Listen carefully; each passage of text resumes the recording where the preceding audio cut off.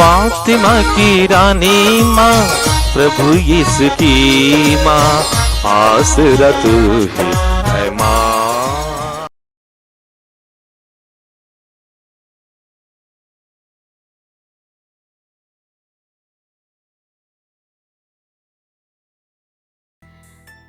पहला पाठ विधि विवरण ग्रंथ, अध्याय 26, पद संख्याएं 16 से 19 तक। मूसा ने लोगों से कहा, आज तुम्हारा प्रभु ईश्वर इन नियमों तथा आज्ञाओं का पालन करने का आदेश दे रहा है। तुम इन पर चलते रहोगे और सारे हृदय और सारी आत्मा से इनका पालन करते रहोगे।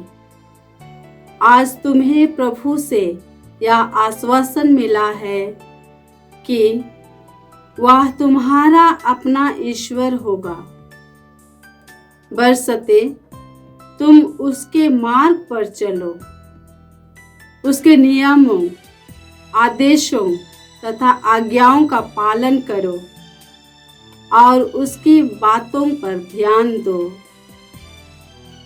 तुमने प्रभु को यह आश्वासन दिया कि तुम उसकी अपनी प्रजा होगे, जैसा कि उसने तुमसे कहा है, बशर्ते तुम उसकी सभी आज्ञाओं का पालन करो।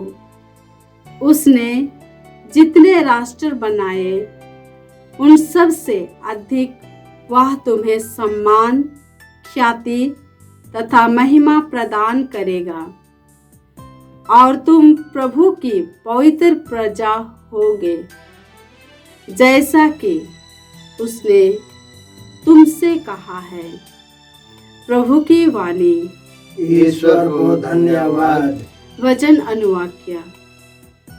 धन्य है वे जो प्रभु की संहिता पर चलते हैं। धन्य है वे जो प्रभु की संहिता पर चलते हैं। धन्य है वे जो निर्दोष जीवन बिताते और प्रभु की संहिता के मार्ग पर चलते हैं। धन्य है वे जो उसकी आज्ञाओं का पालन करते और उन्हें हृदय से चाहते हैं। अनुवाक्य। धन्य है वे जो प्रभु की संहिता पर चलते हैं। धन्य है वे जो प्रभु की संहिता पर चलते हैं। तूने अपने नियम इसीलिए दिए कि हम उनका पूरा पूरा पालन करें। ओ, मैं तेरी इच्छा पूरी करने में सदा ही दृढ़ बना रहूं। अनुवाक्य। धन्य है वे जो प्रभु की संहिता पर चलते हैं। धन्य है वे जो प्रभु की संहिता पर चलते हैं। यदि मैं तेरे पवित्र निर्णय जान जाऊंगा तो निष्कपट हृदय से तुझे धन्यवाद देता रहूंगा। मैं तेरे नियमों का पालन करता रहूंगा। तू मुझे कभी नहीं त्याग देगा। अनुवाक्य। धन्य है वे जो प्रभु की संहिता पर चलते हैं। धन्य है वे जो प्रभु की संहिता पर चलते हैं। अब उपयुक्त समय है, यह मुक्ति का दिन है। प्रभु आप लोगों के साथ हो और आपकी आत्मा के साथ। संत मत्ती के अनुसार प्रभु यीशु ख्रिस्त का पवित्र सुसमाचार। हे प्रभु तेरी महिमा हो। अध्याय 5 पद संख्याएं 43 से 48। यीशु ने अपने शिष्यों से कहा, तुम लोगों ने सुना है कि कहा गया है, अपने पड़ोसी को प्रेम करो और अपने बैरी से बैर। परंतु मैं तुमसे कहता हूं, अपने शत्रुओं से प्रेम करो और जो तुम पर अत्याचार करता है उनके लिए प्रार्थना करो। इससे तुम अपने स्वर्गीय पिता की संतान बन जाओगे, क्योंकि वह भले और बुरे दोनों पर अपना सूर्य उगाता है और धर्मी और अधर्मी दोनों पर पानी बरसाता है। यदि तुम उन्हीं से प्रेम रखते हो जो तुमसे प्रेम रखते हैं, तो तुम पुरस्कार का दावा कैसे कर सकते हो? क्या नाकेदार भी ऐसा नहीं करते? यदि तुम अपने भाइयों को ही नमस्कार करते हो तो कौन सा बड़ा कार्य करते हो? क्या गैर यहूदी भी ऐसा नहीं करते? इसलिए तुम पूर्ण बनो जैसे तुम्हारा स्वर्गीय पिता पूर्ण है।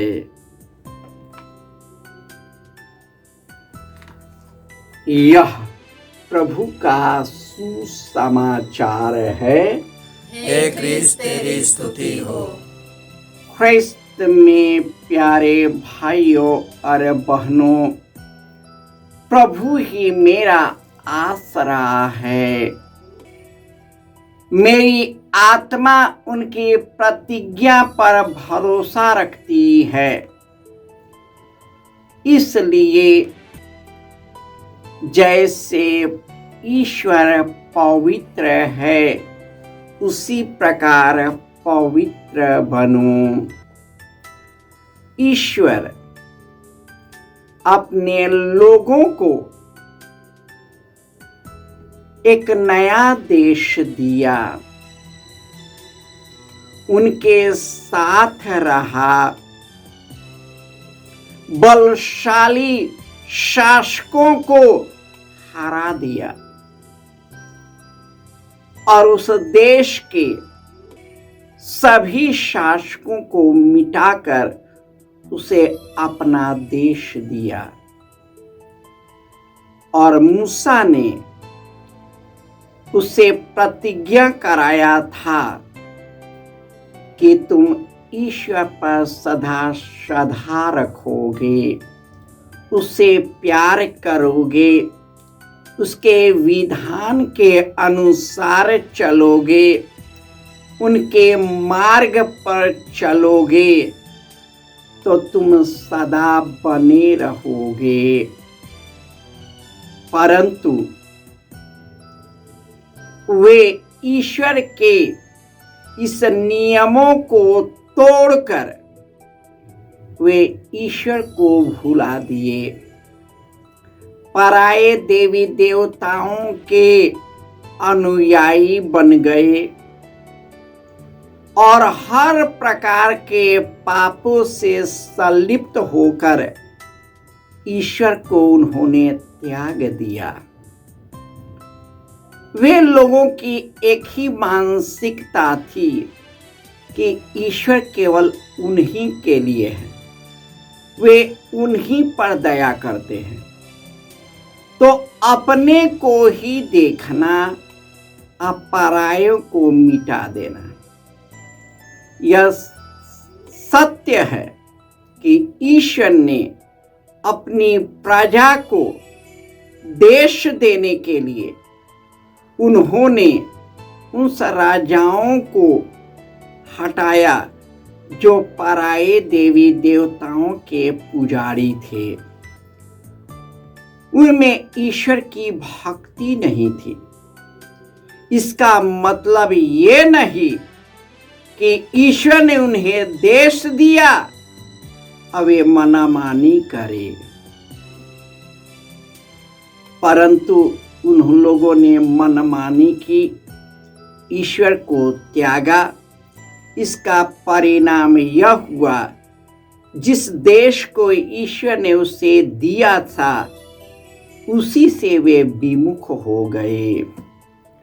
वे फिर से बाबुल राजा के शिकार हो गए, गुलाम हो गए, और इस तरह उनकी जिंदगी तहस नहस हो गई। अब यीशु के आने के बाद उन्होंने संहिता को पलट दिया।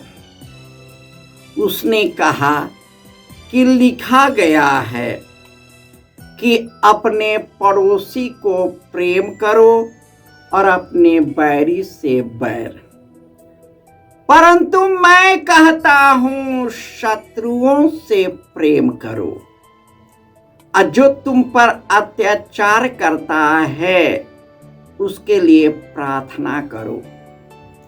इसमें सबसे बड़ी बात क्या है कि तुम उन्हीं को प्यार करते हो जो तुझे प्यार करता है। यह यीशु की सबसे बड़ी आज्ञाओं में से बढ़कर है।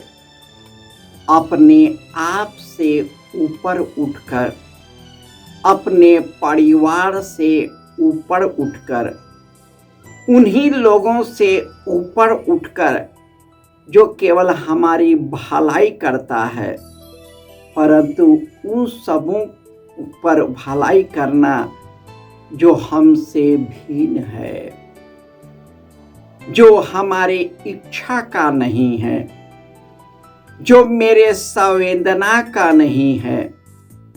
यीशु उन्हीं को प्यार करने के लिए हमें आह्वान करते हैं।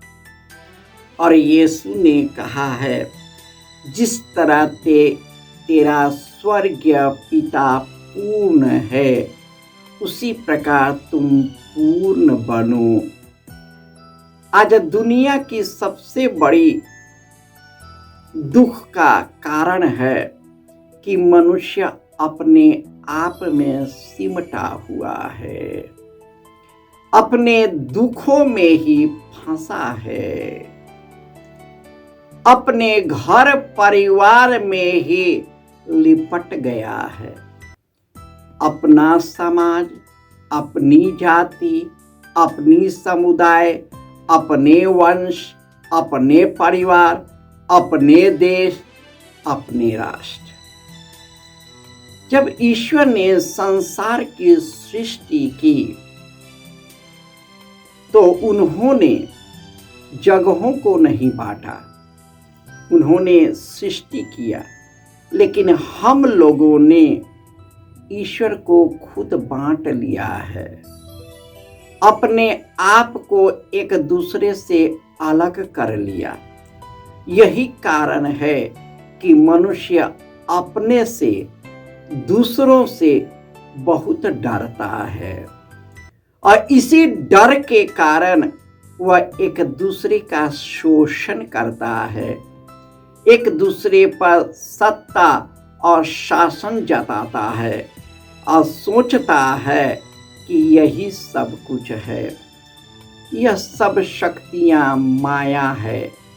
धन दौलत आज है, कल नहीं होगा। जैसे हम नंगे आए हैं और नंगे जाएंगे। ईश्वर ने हमें ज्ञान विवेक दिया है और उसी के सामर्थ्य से ईश्वर की महिमा को देखना और ईश्वर की महिमा के द्वारा दूसरों को भी महिमामय बनाना, दूसरों को भी ईश्वर की ओर उन्मुख कराना। जिस प्रकार हम ईश्वर की ओर उन्मुख करते हैं, यह तभी है जब हम अपने आप को क्षमा करते हैं, एक दूसरे को क्षमा करते हैं जिन्होंने हमें दुख दिया है। यदि हम क्षमा और मेल मिलाप कर लेते हैं, हम ईश्वर की संतान बनते हैं। हमारे अंदर में ईश्वर का राज्य प्रवेश कर जाता है और हम यीशु से जुड़कर बहुत फल उत्पन्न करने लगते हैं। वह फल है प्रेम का फल, करुणा का फल, दया का फल, क्षमा का फल, परोपकार का फल, अपने आप से उठने का फल। और वही फल हम पर सदा बना रहे और हमें अनंत जीवन प्राप्त हो सके। जय यीशु।